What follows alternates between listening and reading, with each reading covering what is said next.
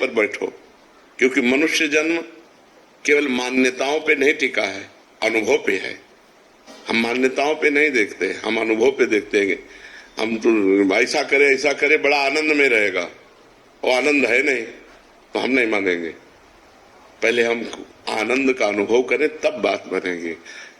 निज सुख बिन मन होए कि थीरा, जब तक हृदय में भगवत सुख नहीं होगा तब तक मन को आप नहीं रोक सकते। वो भोगों में जाएगा, वो गंदी बातें सुनेगा, गंदी बातें देखेगा, गंदी बातें करेगा और वेदांत पढ़ेगा।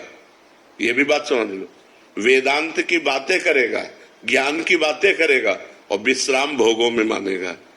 हम लोग पूरा जीवन इसी में खपा दिया है, तो एक एक पॉइंट का पता है।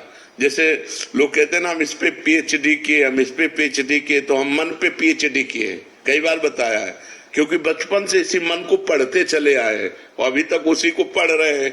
तो हमारा जो आप लोगों को जो लाभ मिलता है वो अनुभव का मिलता है कि हम उसी पे चल के बात कर रहे हैं।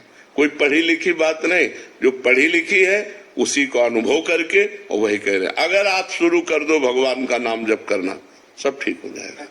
हाँ, खूब डट के करो, संसार से हटके करो और खूब डट के करो, तभी नाम का प्रभाव बढ़ेगा।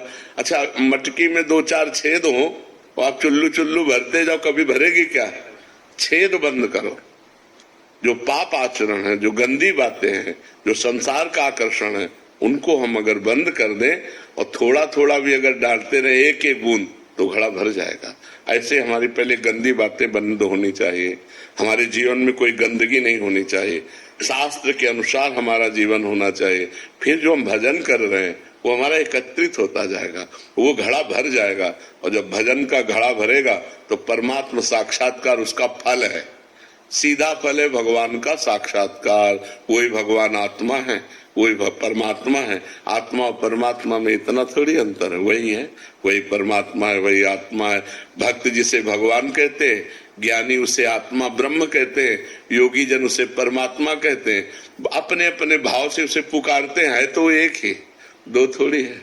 वो एक होते हुए भी अनेक है और अनेक होते हुए भी एक है। यही ज्ञान होना है।